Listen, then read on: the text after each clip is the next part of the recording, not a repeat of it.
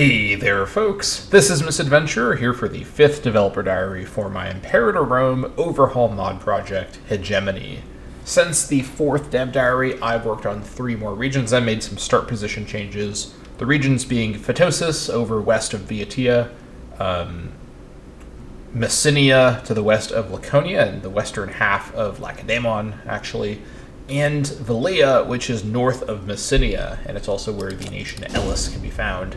I am doing this recording while enjoying a glass of very cheap $10 red wine. I guess it's cheap by wine standards, but it's Friday, it's about to be the weekend, and I am exhausted. And this wine tastes like $10 red wine. In fact, I think eating $10 would have been a better taste experience than drinking this wine. But here we are, choices have been made, we proceed.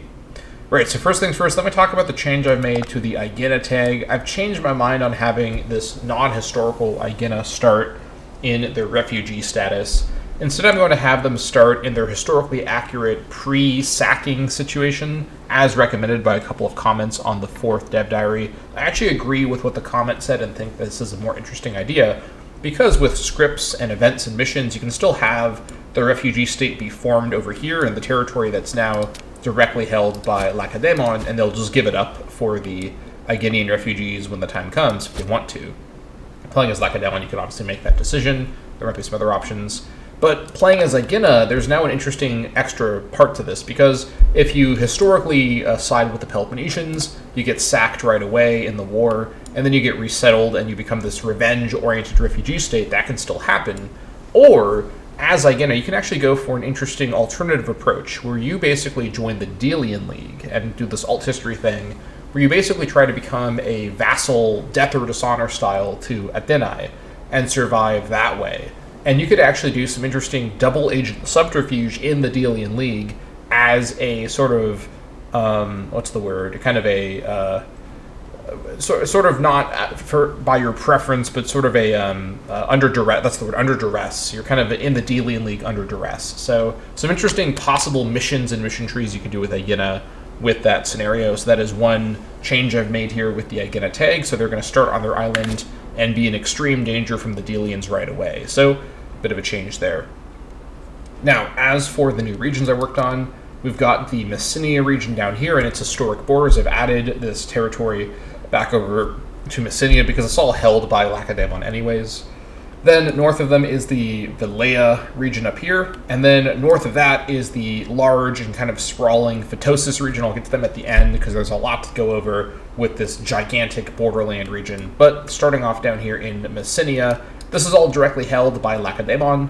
In terms of comparisons with the other Lacedaemon core region, which is Laconia, Messinia is a bit more decentralized. There's a couple of major cities, Fare over here and the Asti Fare. I need to also change the localization here. I don't remember which one of these is more accurate. I think the tile needs to be changed to the AE and not just the E.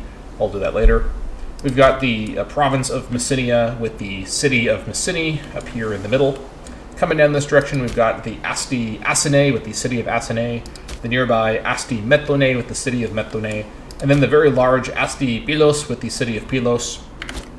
Now, a big feature of both Messinia and also of Laconia is this whole situation with the Helots. So I'm still kind of conceptualizing and brainstorming how the Helots will work for a Lacedaemon campaign, or for really any campaign, as this is a big part of any sort of Lacedaemon playthrough. Now, I should note that I've done some research on the Helots in preparation for my work on the Messinia region, and I thought that Athenae was the more evil of these nations in the period, but wow, I was not prepared emotionally for what I learned about the Helots and what they had to go through in their daily lives. That was miserable. If you think that you've heard of the most horrific sort of circumstances facing large groups of people in the course of like many, many decades or hundreds of years in systems of slavery and being an underclass, take a look at what happened with the Helots, and you will see exactly why the Spartans were rightly afraid of giant rebellions every time their army left the core territory. And that's the thing with Lacedaemon, is unlike other nations in the period, they don't have a levy. They have a professional standing army, probably going to be represented in the game as a legion.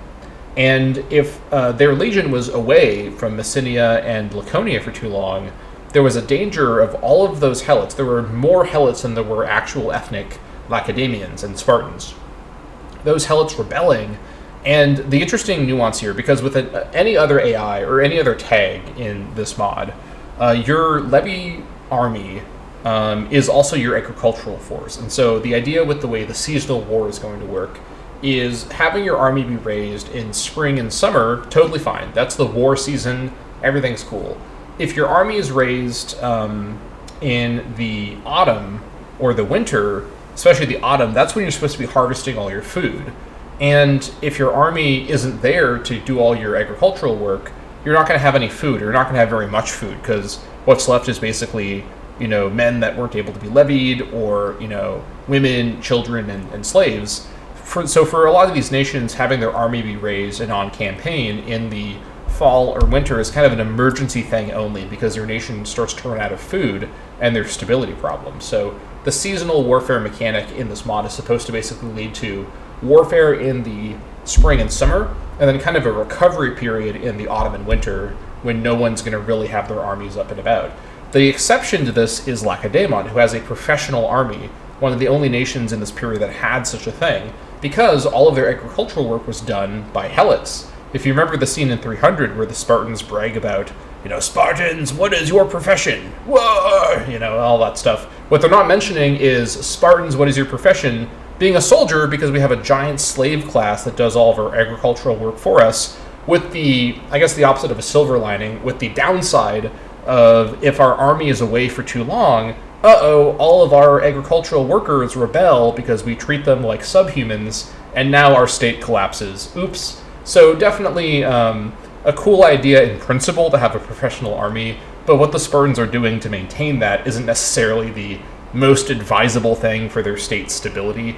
And in fact, if you look at the history of the Peloponnesian War, or any time around this period, the Lacedaemons, sort of notably, with their super strong professional army, didn't use it that much. They kept their army in their core territory a lot of the time, because if their army was away for too long, who starts to get confidence about rebelling against the evil nation oppressing them? All the helots. And you know what happens when the helots rebel? Not only does all of your cities get ransacked and your population gets massacred and all of your sort of stability collapses, but also none of your food gets harvested, because who does all the harvesting is the helots. So Sparta's and Lacedaemon, I should say, is in a very precarious situation where they have this extremely powerful agricultural force and a very powerful army. However, if they don't properly balance these two features, if they let their army stay out of their core regions, out of Messenia and Laconia for too long, if they lose a giant battle and news of a big loss of Spartan manpower gets back over to their core, who's rebelling?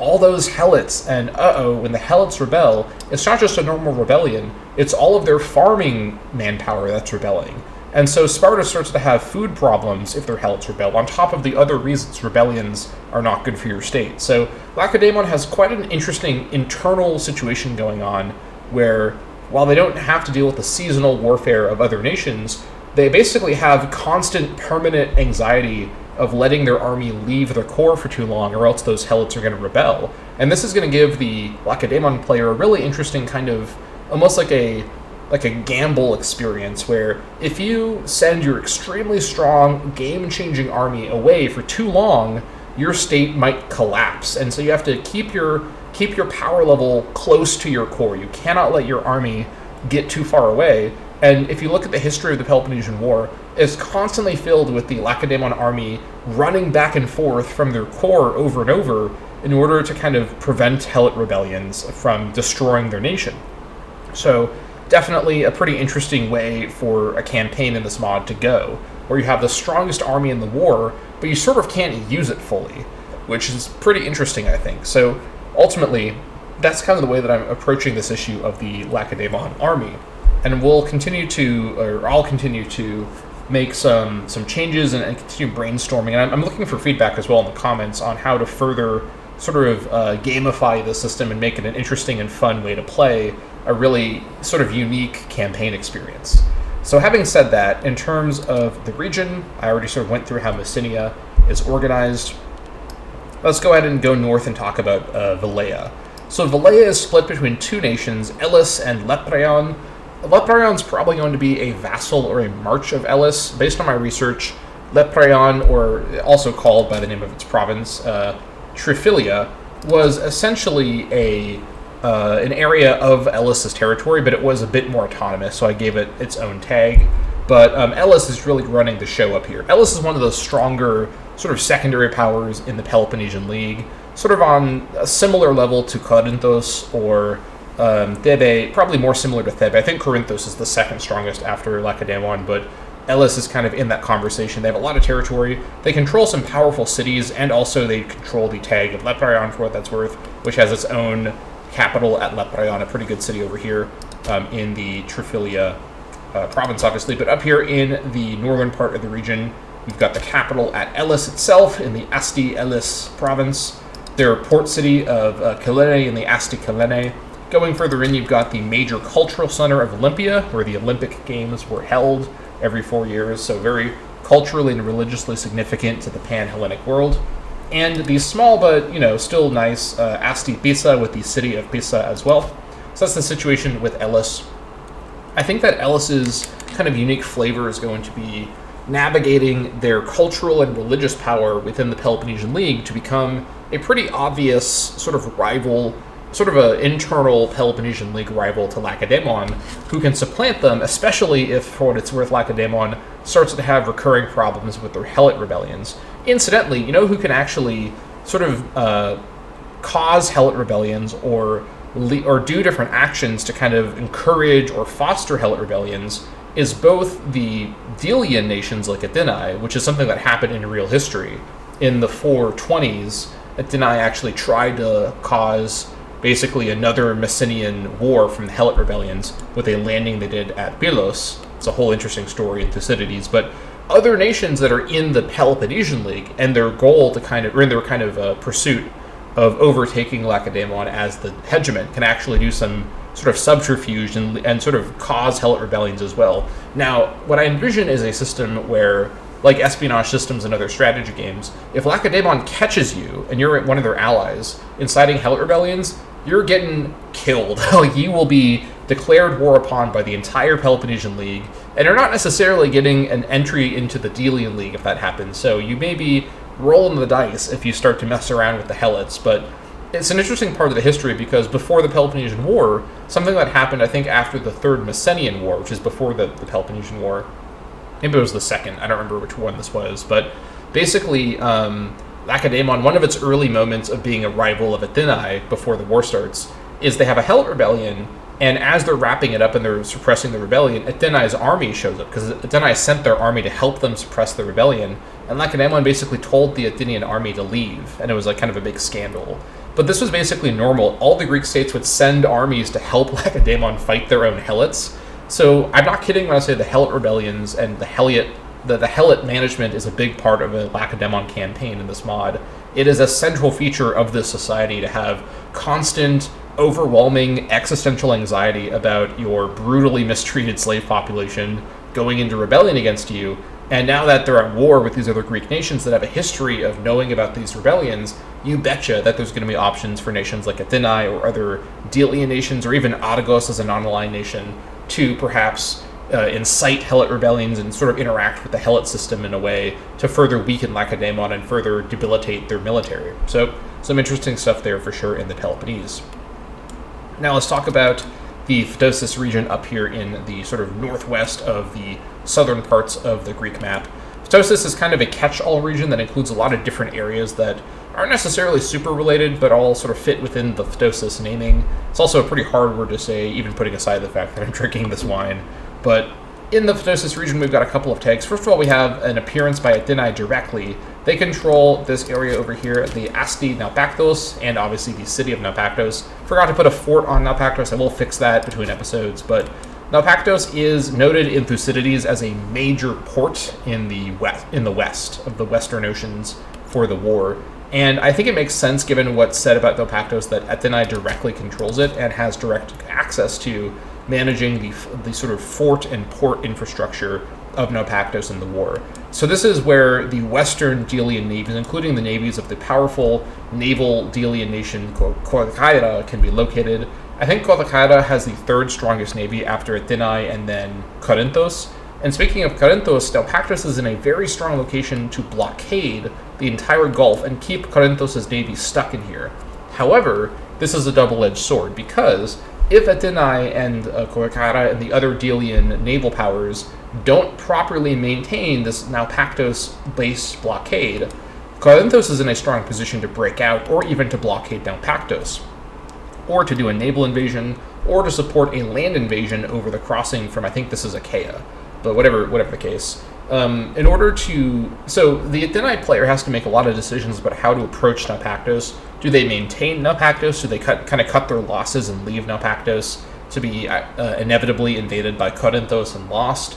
Having this naval base in this position is such a strong part of the naval war, but it's something that needs to be maintained pretty carefully, so a bit more naval meta for the Delians and the Peloponnesians to kind of concern themselves with, for sure. Now, heading inland, we've got the two Locrian nations of Amphisa and Opos. So the Locrians, or Locris, was a tribe that had a couple different sections that were split apart geographically with territory in between, and they're going to have the same culture and all that. And their nations, Amphisa and Opos, have similar flags to sort of show their connections. And essentially, let me see here. Yeah, so essentially, Amphisa is Delian aligned, and so they have kind of a blue color scheme. They're part of the Delian League.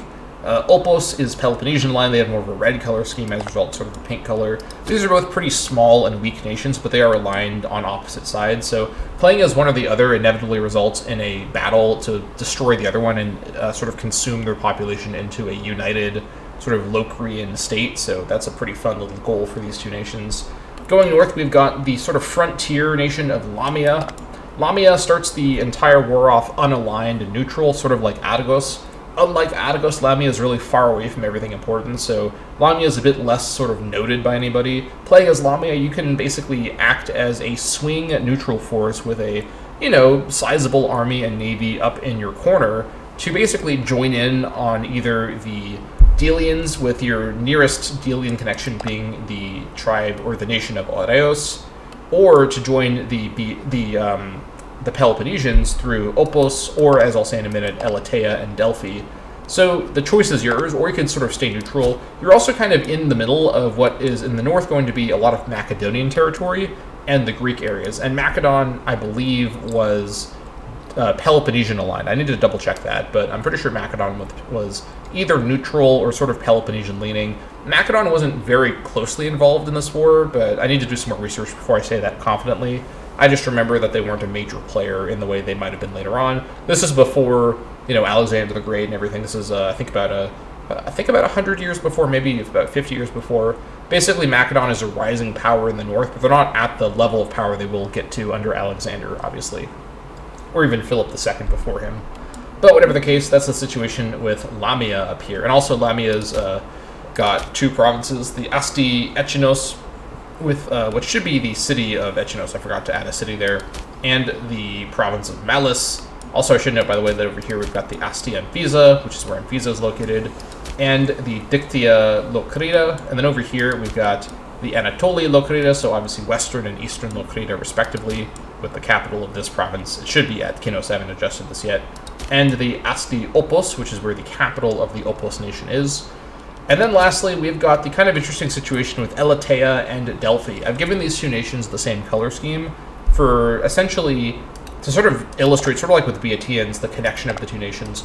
So during this period, so first of all, I should say, Delphi, very powerful, historic Greek city-state with the power of religion and prophecy.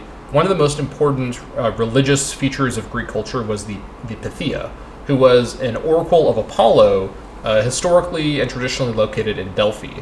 And so there was sort of a line of Pythias over time, and their prophecies and their kind of religious decision-making and statements and sort of actions swayed Greek culture across the entire subcontinent pretty consistently.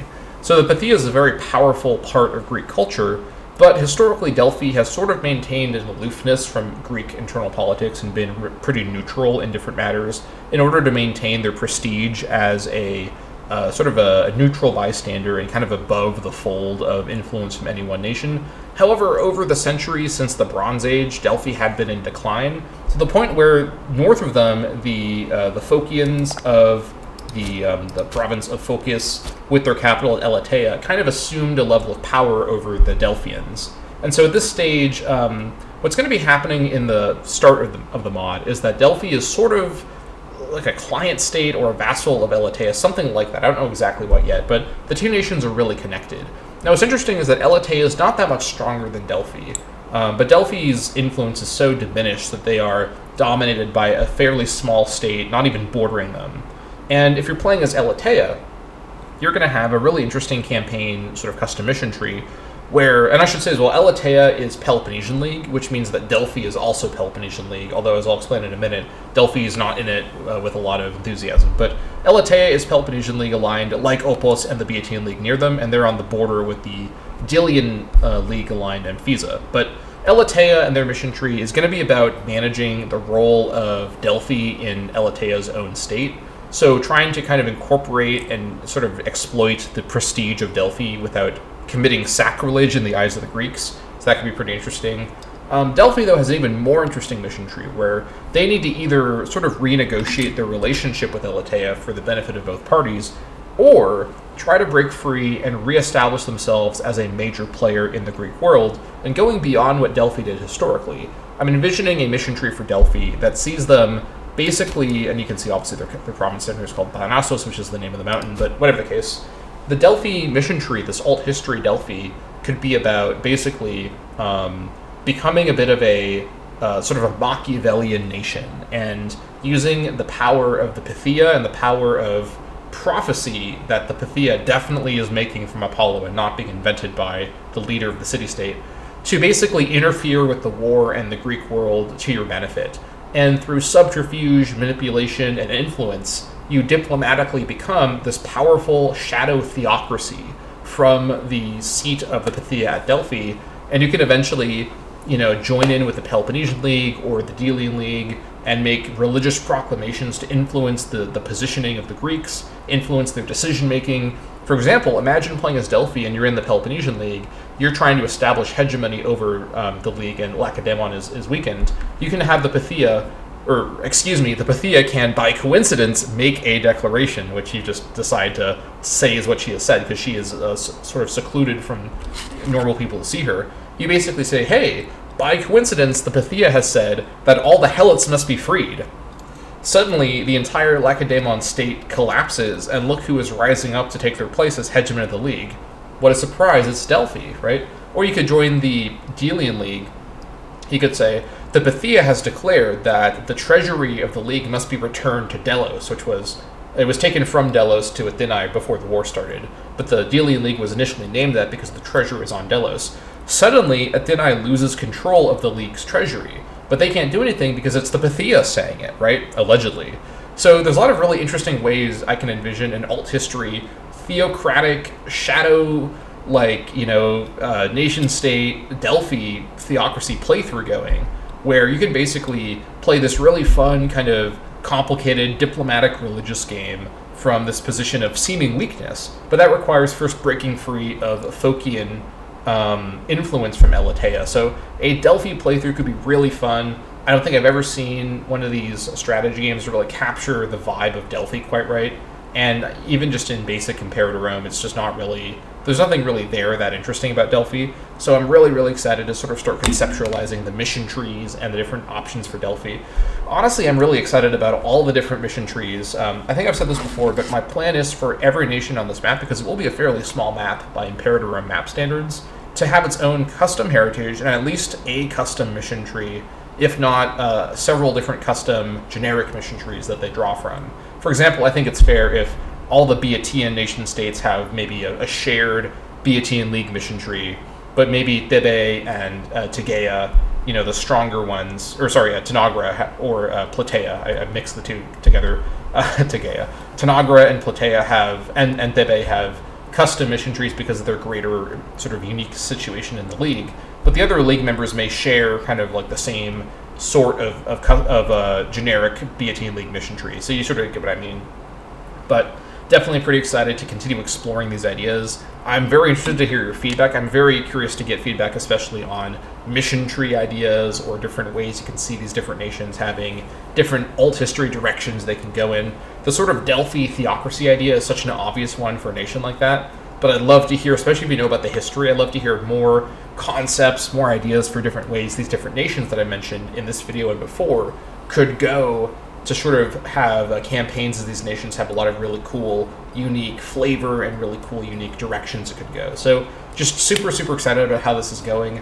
It really is starting to feel like a Peloponnesian War setting here. As I said in the last video, I'm revealing the statue chip by chip, and I'm starting to really see it here. Once I get the next sort of work I'm going to do, which is Arcadia and Aetolia, or sorry, I think Aetolia's north. Yeah, Aetolia's up here. I don't remember the name of this area. I think I said it before. The name of this area up here is something else with an A. One of these different Greek names. But Arcadia and the one north of it as well. I'll work on that next. And then the Peloponnese will basically be finished. So that's pretty exciting. Once I finish getting the map organized, I'll then start working on changing all the cultures, all the sort of character DNA, setting up the heritages, doing more sort of fine print or sort of fine-tuned customization. At the minute, we're still very early pre-alpha, and we're just looking at getting the map set up here, which is already such a huge task, but it's coming along at a good pace, and I'm really, really happy with the work progression here, and I'm glad to be able to do such frequent developer diary updates for all of you. Again, I'm hoping to do at least one per week. I'm easily making that at the minute, but as I continue to work IRL, go to my actual real-life job, and just do this kind of off hours and on the weekends, I'm hoping to continue being able to keep up a pace like this. I don't want to burn out, though, because this is a lot of work. It's a lot of research, a lot of coding. On a typical moment while doing this work, we'll have like 10 different tabs in Notepad opened up and like 10 different Wikipedia pages. And yes, I'm using Wikipedia as a source. I know that's not necessarily the most historically approved way to do it, but I think Wikipedia is honestly pretty reliable for most things. I'm not writing a dissertation here. I'm making a mod for a strategy game, which, at the end of the day, I will, before I fully release this, do a quick read of Thucydides to double check everything, but I think we should be in the clear for especially just a 431 start date. I'm not necessarily making, different start dates at different points after 431. I don't even know if Imperator Rem can do that. That's more of a Crusader Kings or Europa Universalis, or I guess Hearts of Iron as well. Actually, most of the other games do it, except for Imperator Rem. That's beyond the scope of this project for sure. Maybe way in the future, if I can figure out how to do different start dates, that could be kind of fun, but I am not doing that right now. Just 431 BCE is more than enough start dates to work with for here. But having said all that, that's going to be it for this dev diary. Thank you so much for watching. Hope you didn't mind my possibly slurred and kind of incoherent speech. I mean, more than usual, because of that red wine. I'm going to drink some more of it after I finish talking here, so that's going to be pretty exciting. Not going to taste great, but it is going to do the job of making me forget about all the things that I learned about Helots, and I'm ready to go ahead and forget about all that stuff before I have to do more research about it, probably pretty soon to do more, to put more work in. Whatever the case, thank you all so much for watching this dev diary, and I'll see you all next time.